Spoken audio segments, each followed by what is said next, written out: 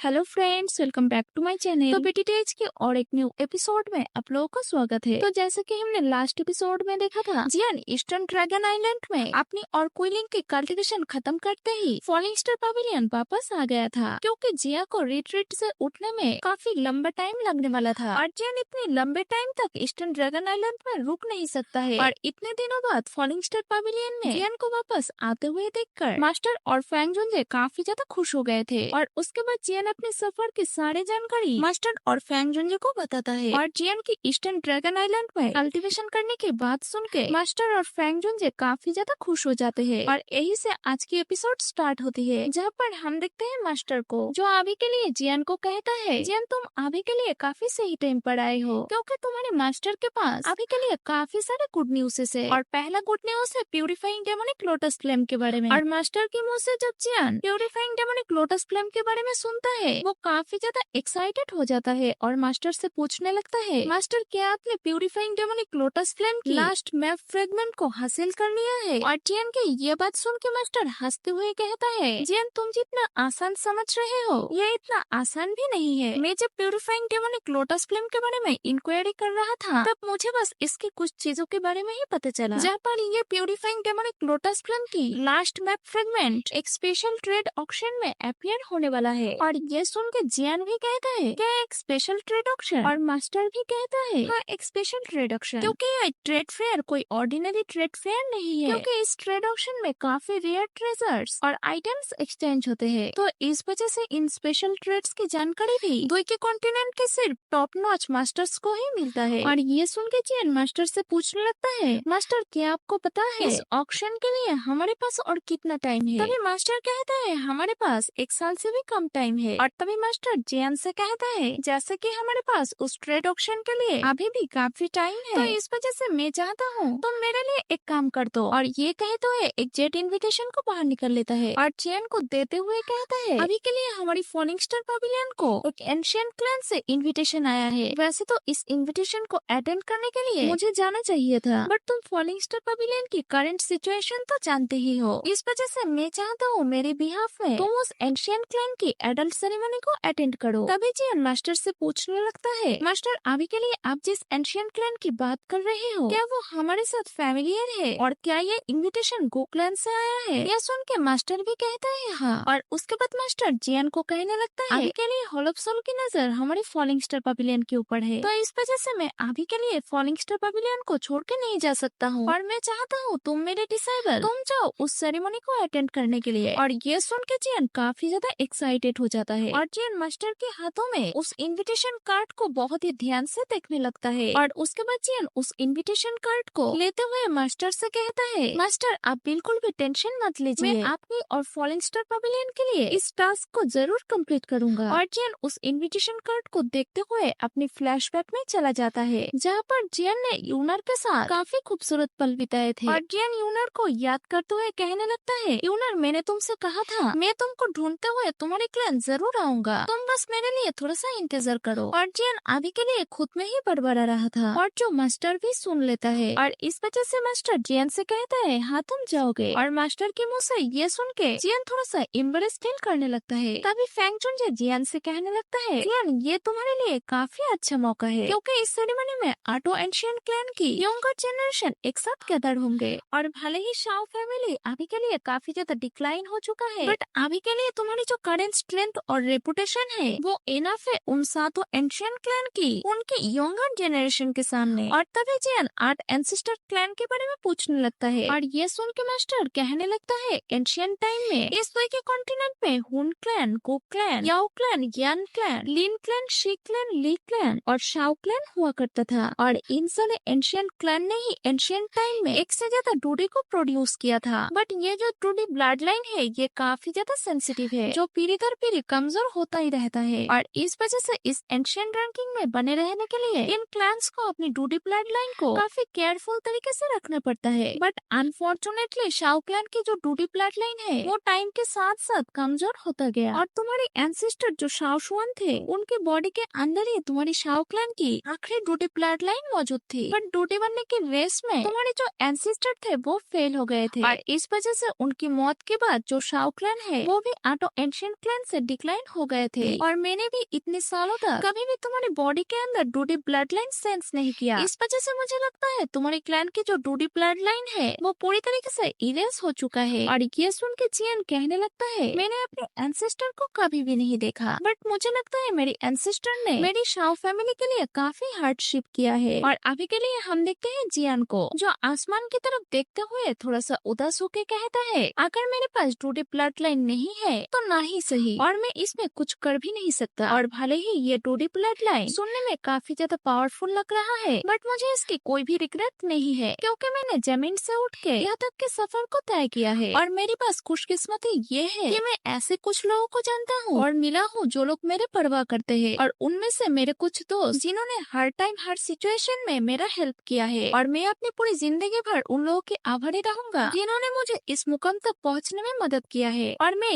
ये भी याद रखूंगा मैं किन किन मुसीबत से बच के इस मुकाम को हासिल किया है। और इस वजह से मुझे फर्क नहीं पड़ता मेरे पास टूडी ब्लड लाइन है या नहीं, बट मैं अपने लिए और उन सब के लिए हर एक स्टेप में स्ट्रॉन्ग बनने की कोशिश करूंगा। और भले ही मेरे पास टूडी ब्लड लाइन नहीं है, बट मैं शाओ फैमिली की डिक्लाइन हो चुकी ग्लोरी को जरूर रिगेन करूंगा। और जियान की इस कॉन्फिडेंस को देख के मास्टर भी हमें नोट कर देता है और मास्टर जियान से कहता है यह दुनिया उसके सामने ही झुकता है जो सबसे ज्यादा ब्रेव होता है, और ऐसे लोगों के सामने किस्मत भी अपने कदम को झुका लेता है और लोग भी उसे ही पसंद करते हैं जो अपने खुद के दम पर एक ऊंची मुकाम को हासिल करता है। और ऐसे लोग अपनी किस्मत को खुद ही डिसाइड करते हैं। और ये कहते हुए मास्टर भी जियान के साथ आसमान की तरफ देखने लगता है। और इन दोनों के ज्ञान की बातों को सुनते हुए फैंग जुनजी भी कहने लगता है ये दोनों वाकई मास्टर और डिसेबल कहलवाने के लायक है। और उसके बाद फैंग जुनजी जियान से कहता है जियान क्या तुम्हें पता है तुम्हारे मास्टर भी इन 8 एंशिएंट क्लैन में से एक क्लैन के मेंबर है। और ये सुन के जियान भी शॉक्ड हो जाता है और कहता है क्या मास्टर सच में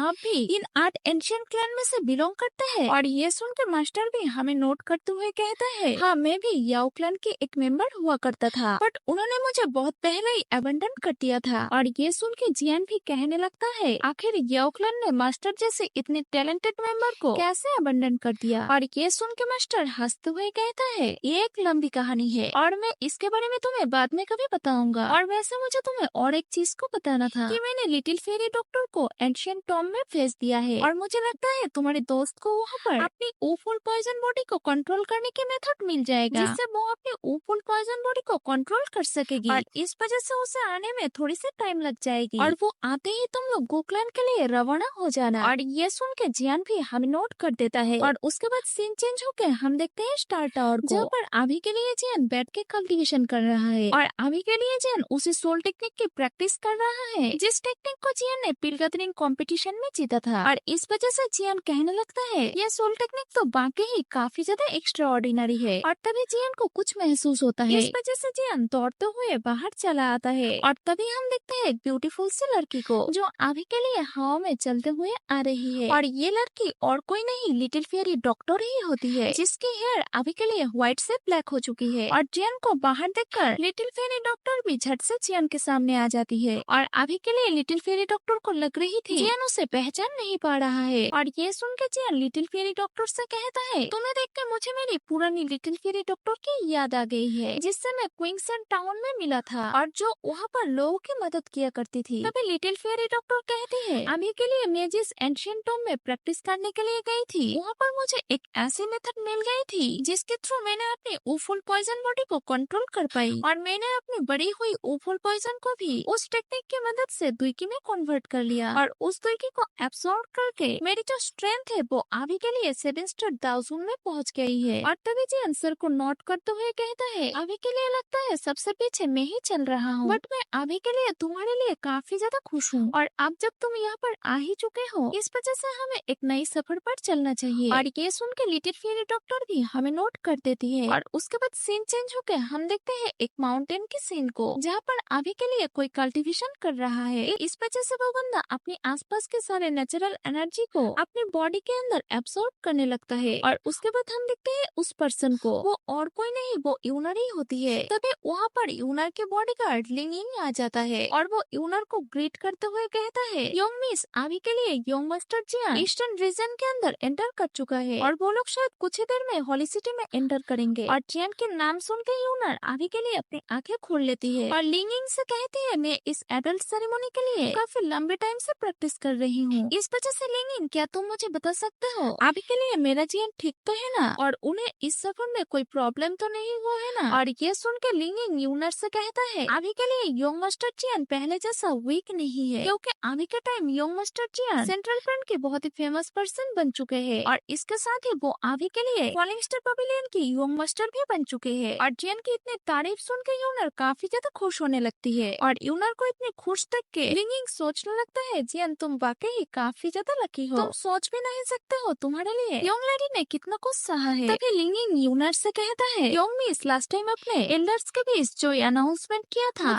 उसे लेके थोड़ा सा टेंशन हो रहा है, क्योंकि काफी सारे एल्डर्स है जो आपके दिए हुए उस स्टेटमेंट से नाखुश है। इस वजह से मुझे डर है कि वो लोग कहीं योंग मास्टर जियन के ऊपर कोई ब्रूटल स्टेप ना ले ले। और उसके बाद सीन चेंज होकर हम लोग पास्ट की सीन को देखते हैं, जहाँ पर अभी के लिए हम देखते हैं यूनर को जो अभी के लिए एक हॉल के बीचों बीच खड़ी हुई है, और उसके चारों तरफ एल्डर्स खड़े हुए हैं, और वो एल्डर्स कह रहे थे योंग प्रिंसेस क्या आपका दिमाग खराब हो गया है, क्योंकि भले ही शाओक्लान पहले काफी ज्यादा स्ट्रॉन्ग हुआ करता था, बट अभी के टाइम शाओक्लान पूरी तरीके से बर्बाद हो चुका है। इस वजह से हमें नहीं लगता है शाओक्लान के उस कचरे के ऊपर ज्यादा ध्यान देना चाहिए। इस वजह से आपके और हमारे गुकलान के लिए यही अच्छा होगा कि आप उस लड़के को भूल जाइए। और उसके बाद वहाँ के सारे एल्डर्स ही जियन के बारे में अनबशनब बक रहे थे, बट वहीं पर एक एल्डर अपनी लिमिट को क्रॉस करते हुए कहता है योंग प्रिंसेस आप अगर अपनी जीत पे खड़े रहेंगे तो हमें गुकलान की भलाई के लिए उस लड़के को मार डालना पड़ेगा। और उस बुड्ढे की ये बात कहते ही यूनर अपनी आंखें खोल लेती है, और उसके बॉडी से उसके हेवनली फ्लेम काफी तेजी से बाहर एडमिट होने लगती है, और इस वजह से वहाँ की जो टेम्परेचर है वो काफी तेजी से बढ़ने लगता है। और अभी के लिए यूनर को इतना ज्यादा गुस्से में देखकर उन एल्डर्स की भी हालत खराब हो जाते हैं, और यूनर काफी रूडली उन एल्डर्स से कहने लगती है मुझे अभी के लिए फर्क नहीं पड़ता है कि आप लोग जियन के बारे में क्या सोचते हो, बट मेरा जियन अभी के लिए भले ही वीक है पर मुझे यकीन है मेरा जियन फ्यूचर में आप लोगों की सोच को गलत साबित जरूर करेगा, और आप लोग ये मत भूलिएगा कि मैं आप लोगों की प्रिंसेस हूँ। इस वजह से मेरे जियन के साथ कुछ भी उल्टा सीधा करने से पहले 100 बार सोच लेना। और उसके बाद प्रेजेंट के सीन में हम देखते हैं यूनर को, और यूनर सोचने लगती है आप एक दिन फ्यूचर में सबसे ज्यादा स्ट्रॉन्ग बनोगे। और उसके बाद सीन चेंज होकर हम एक ग्रिफिन को देखते हैं, जहाँ पर अभी के लिए जियन की ग्रुप ट्रैवल कर रही है, और थोड़ी ही देर में जियन की फ्लाइंग बोट एक बैरियर के पास आ जाता है, और ये देख के याओतियन हाओ जियन से कहने लगता है ये जो स्पेस बैरियर है ये देखने में काफी ज्यादा स्पेशल लग रहा है, और मुझे नहीं लगता है इसके अंदर हमारी फ्लाइंग बोट जा पाएगा, इस वजह से हमें पैदल ही ट्रैवल करना होगा। और ये कहते ही वो सभी उस बैरियर के पास आ जाते हैं। तभी जियन अपने हाथों से उस बैरियर को टच करने लगता है, और जियन के उस बैरियर में टच करते ही एक सोल अटैक उन सब के ऊपर अटैक कर देता है, और वो सोल अटैक इतना ज्यादा पावरफुल होता है उसके प्रेशर से वो सभी बहुत पीछे खींचते हुए चले जाते हैं, और इस सोल अटैक को देख के जियन भी शॉक्ड हो जाता है। तभी याओतियन हाओ जियन को कहने लगता है कहा जाता है एंशिएंट टाइम में इस जगह को एक डूडी ने बनाया था, और उसी ने ही इस जगह को प्रोटेक्ट करने के लिए स्पेशल शील्ड को बनाया था, और जैसा कि मैंने सुना था ये शील्ड डायरेक्टली लोगों के सोल के ऊपर अटैक करता है। और ये सुन के जियन भी कहने लगता है एक डूडी क्या ही टेरिफाइंग पावर को होल्ड करती होगी। उसके बाद जियन अपने स्पेस स्टोर रिंग से उस इन्विटेशन कार्ड को बाहर निकल लेता है, और कहने लगता है इस कार्ड की मदद से ही हम इस शील्ड के अंदर एंटर कर सकते हैं। और ये कहते हैं जियन उस इन्विटेशन कार्ड को उस बैरियर से टच करता है, और ऐसा करते ही वहाँ के बैरियर गायब होने लगता है, और इस वजह से जियन की ग्रुप भी जल्दी से उस बैरियर के अंदर एंटर करता है। और उसके बाद सीन चेंज होकर हम देखते हैं गो सीक्रेट सिटी को, जहाँ पर अभी के लिए काफी सारे वॉरियर्स पहरा दे रहे हैं, और तभी जियन के ग्रुप भी उस जगह पर आ जाते हैं, और वो लोग चलते हुए ही उसी जगह की तरफ आने लगते हैं। तभी हम देखते हैं ब्लैक समर्ड आर्मी के 7th कमांडर लिंक वन को, जो अभी के लिए जियन के ग्रुप को देख लेता है, और ध्यान से देखने पर जब लिंक वन जियन को देखता है वो काफी ज्यादा गुस्से में आ जाता है, और चिल्लाते हुए कहता है जियन आखिर तुम्हारी हिम्मत कैसे हुई यहाँ पर आने की। और जियन नाम सुनते ही जो आसपास के वॉरियर्स है वो जियन के ग्रुप को चारों तरफ से घेरने लगते हैं, और अभी के लिए इन सभी को देख के जियन के ग्रुप थोड़ी सी कंफ्यूज है, बट तभी वहाँ पर लिंक वन अपीयर होता है, और लिंक वन को यहाँ पर देख के जियन समझ जाता है आखिर मामला क्या है। और लिंक वन अपनी ऑरे को रिलीज करते हुए जियन से कहता है जियन तुम्हारी हिम्मत कैसे हुई गुकलान में एंटर करने की, क्या तुम्हें मौत का डर नहीं है। और ये सुन के जियन कोई भी रिप्लाई नहीं देता है, सिर्फ स्माइल करने लगता है, और ये देख के लिंक वन और भी ज्यादा गुस्से में आ जाता है, और इस वजह से वो सभी मिलकर जियन के ग्रुप के ऊपर स्पिरिचुअल प्रेशर डालने लगता है। बट अभी के लिए स्पिरिचुअल प्रेशर से जियान के ग्रुप को कोई भी फर्क नहीं पड़ता है। उल्टा जियान जब अपने स्पिरिचुअल प्रेशर को रिलीज करता है, उसके प्रेशर से आसपास के जो वॉरियर्स थे वो भी उड़ते हुए चले जाते हैं। तभी जियान कहता है, मुझे लगा था ये एंशियंट गुक्लैन काफी ज्यादा ग्रेटफुल है, बट मुझे पता नहीं था गुक्लैन अपने गेस्ट के साथ इतना एरोगेंट बिहेव करता है। और जियान अपनी इनविटेशन कार्ड को बाहर निकलते हुए लिंक्वान की तरफ थ्रो कर देता है। और अभी के लिए जियान ने इस इनविटेशन कार्ड को इतनी जोर से थ्रो किया था कि लिंक्वान इसे पकड़ते हुए लड़खड़ा जाता है। और उसके बाद लिंक्वान इस इनविटेशन कार्ड को जब ध्यान से देखने लगता है, तब उसे वहाँ पर फॉलिंग स्टार पवेलियन की नाम दिखाई देता है। बट लिंक्वान अभी के लिए किसी भी कीमत पे जियान को अंदर जाने नहीं देना चाहता था। इस वजह से वो कहने लगता है, अभी के लिए तुम्हारी फॉलिंग स्टार पवेलियन की इतने औकात नहीं है कि गुक्लैन तुम्हारी फॉलिंग स्टार पवेलियन को स्पेशल इनविटेशन कार्ड भेजे। और ये कहते हुए लिंक्वान अपने वॉरियर से जियान के ऊपर अटैक करवा देता है। और इस वजह से ब्लैक समर्ड आर्मी के जो सारे वॉरियर्स है वो भी जियान के ग्रुप को चारों तरफ से घेरने लगते हैं। बट हम देखते हैं जियान को, जिसे इनसे कोई भी फर्क नहीं पड़ता है। और जियान अपनी गर्दन को ट्विच करते हुए अपने 3000 लाइटनिंग मोमेंट का यूज करके सारे वॉरियर्स को एक ही बार में पीट देता है। बट हम देखते हैं लिंक्वान को, जो खुद भी जियान के ऊपर अटैक कर चुका है, बट जियान उसके अटैक को सेंस कर लिया है। और जियान बहुत ही स्वैग से उसके भाले को बस 2 उंगली से ही पकड़ लेता है। और उसके भाले को डिस्ट्रॉय करते हुए जियान कहता है, लिंक्वान तो अभी भी नहीं सुधरा है, हमेशा क्या पीछे से ही वार करेगा। और ये कहते ही उसे पीछे ढकल देता है। और जियान लिंक्वान को ट्रोल करते हुए कहता है, हम लोग कुछ साल पहले ही मिले थे, बट लगता है तू इन कुछ सालों में अपनी स्ट्रेंथ को बिल्कुल भी इंक्रीज नहीं किया है। इस वजह से तुझे देख के मुझे लग रहा है तो गुक्लैन का सिर्फ एक कचरा है। और ये सुनकर लिंक्वान और भी ज्यादा गुस्से में आ जाता है और जियान के ऊपर अटैक करने लगता है। बट अभी के टाइम जियान भी कुछ कम नहीं है। इस वजह से जियान बहुत ही आसानी से उसके अटैक को डॉज करके उसके चेस्ट पे एक लात मार देता है और बहुत ही स्वैग से अपने इनविटेशन कार्ड को भी वापस ले लेता है। और हम देखते हैं लिंक्वान को, जिसके मुंह से अभी के लिए खून टपक रहा है और वो कहने लगता है, आखिर इस लड़के ने मेरे ऊपर सोल अटैक कैसे किया। तभी जियान लिंक्वान से कहने लगता है, अभी के लिए मैं पहले वाला जियान नहीं हूँ, इस वजह से तू अपनी औकात में रहे। और ये सुन के लिंक्वान और भी ज्यादा भड़क जाता है और वो जियान के ऊपर अटैक करने ही वाला होता है। बट तभी वहाँ पर और एक कमांडर आ जाता है और उस बंदे को वहाँ पर देख के सारे जो वॉरियर्स है वो उनको ग्रीट करने लगते हैं। और लिंक्वान भी उन्हें ग्रीट करते हुए कहता है, 5th कमांडर, अभी के लिए ये लोग गुक्लैन के अंदर ट्रेसपास करने की कोशिश कर रहा है और मुझे इनके इनविटेशन कार्ड के अंदर कुछ शक हो रहा है। और तभी लिंक्वान की बात सुन के 5th कमांडर काफी ज्यादा गुस्सा हो जाता है और लिंक्वान के ऊपर स्पिरिचुअल प्रेशर डालते हुए कहने लगता है, अभी के लिए तुम्हारा दिमाग क्या खराब हो गया है कि तुम गुक्लैन के गेस्ट के ऊपर अटैक कर रहे हो? क्या तुम्हें गुक्लैन की इज्जत का बिल्कुल भी ख्याल नहीं है? ये सुन के जो लिंक्वान है वो 5th कमांडर से माफी मांगने लगता है। तभी जियान भी 5th कमांडर को ग्रीट करते हुए कहता है, मैं फॉलिंग स्टार पवेलियन की यंग मास्टर जियान हूँ और मैं अभी के लिए फॉलिंग स्टार पवेलियन को रिप्रेजेंट कर रहा हूँ। और हम देखते हैं 5th कमांडर को, जिसे अभी के लिए जियान के ऊपर गुस्सा तो आ रहा है, बट फिर भी वो जियान को ग्रीट करते हुए कहने लगता है, यंग मास्टर जियान, मैं ब्लैक समर्ड आर्मी की 5th कमांडर आप लोगों को गुक्लैन में स्वागत करता हूँ। और उसके बाद 5th एल्डर जियान को कहने लगता है, अभी के लिए गुक्लैन में जाने के लिए काफी टाइम है, इस वजह से आप लोगों को यही पर इंतजार करना होगा और कुछ ही टाइम में आपको लेने के लिए गुक्लैन से कोई न कोई जरूर आ जाएगा। और ये सुन के जियान भी हमें नोट कर देता है और गू सीक्रेट सिटी की तरफ जाने लगता है। और जियान जब 5th कमांडर की बगल से जा रहा था, तब 5th कमांडर जियान से कहता है, जियान, अभी के लिए आपको अगर मेरा बिहेवियर रूट ना लगे तो मैं देखना चाहूंगा हमारे यंग लेडी ने आपके बारे में जो कुछ भी कहा था वो सच है या नहीं। और ये सुन के जियान भी कहता है, हाँ ठीक है, तुम्हारी जब मर्जी हो तुम आ जाना। और ये कहते ही जियान आगे चला जाता है और ये सुन के 5th कमांडर भी खुश हो जाता है और कहने लगता है, ये लड़का तो वाकई काफी इंटरेस्टिंग है। और उसके बाद सीन चेंज होके हम एक जगह को देखते हैं जहाँ पर एक बैटल ग्राउंड में 2 बंदे लड़ रहे हैं और वही जियान के ग्रुप एक जगह पर बैठे हुए चाय पी रहे हैं। और तभी जियान लिटिल फेरी डॉक्टर से पूछने लगता है, लिटिल फेरी डॉक्टर, क्या तुम्हें इस ब्लैक समर्ड आर्मी के बारे में कुछ पता है? यह सुन के लिटिल फेरी डॉक्टर कहने लगते हैं, अभी के लिए ये जो ब्लैक समर्ड आर्मी है ये गुक्लैन की यंग जनरेशन के सबसे टैलेंटेड लोग की एक आर्मी है। और इस ब्लैक समर्ड आर्मी में 8 कमांडर, 4 जनरल और 2 किंग है। और अभी के लिए इस गुक्लैन में ब्लैक समर्ड आर्मी के कमांडर बनना भी काफी ज्यादा रिस्पेक्ट की बात है, क्योंकि एक कमांडर बनने के लिए सिर्फ स्ट्रेंथ ही नहीं, उसकी ब्लड लाइन को भी चेक किया जाता है। इस वजह से जो कमांडर बनने की प्रोसेस है वो गुक्लैन के मेंबर्स के लिए भी काफी ज्यादा टफ है। और तभी याओ तिनहो जियान से कहता है, इसके अलावा भी 4 जनरल और 2 किंग है। और ये ये सब के सब दाओजून एक्सपर्ट्स है और जब एक किंग दाओजून लेवल को ब्रेक थ्रू करके दाओशेंग लेवल पर एंटर करता है तब वो गुकलन की एक एल्डर की पोजीशन को ले सकता है। और तभी क्विलिंग कहने लगती है अभी के लिए ये जो ब्लैक समर्ड आर्मी के सारे लोग हैं ये सबके सब यंग जनरेशन की है, इस वजह से सभी लोग अपनी प्रिंसेस यूनर को एक तरफा पसंद करते हैं। बट प्रिंसेस यूनर तो इन सब को बिल्कुल भी घास नहीं डालती है और आपसे ही प्यार करती है। इस वजह से ये जो सारे लोग हैं वो आपको काफी ज्यादा परेशान करने वाले हैं। तभी लिटिल फेरी डॉक्टर हंसते हुए कहती है अभी के लिए ये जो 8 कमांडर है वो जियन के लिए बिल्कुल भी सरदर्द नहीं है, क्योंकि जियन को सबसे ज्यादा डिफिकल्टीज का सामना करना पड़ेगा जब वो 4 जनरल जियन के सामने आएंगे। और जो किंग है उनकी टेंशन तुम्हें नहीं लेनी चाहिए, क्योंकि वो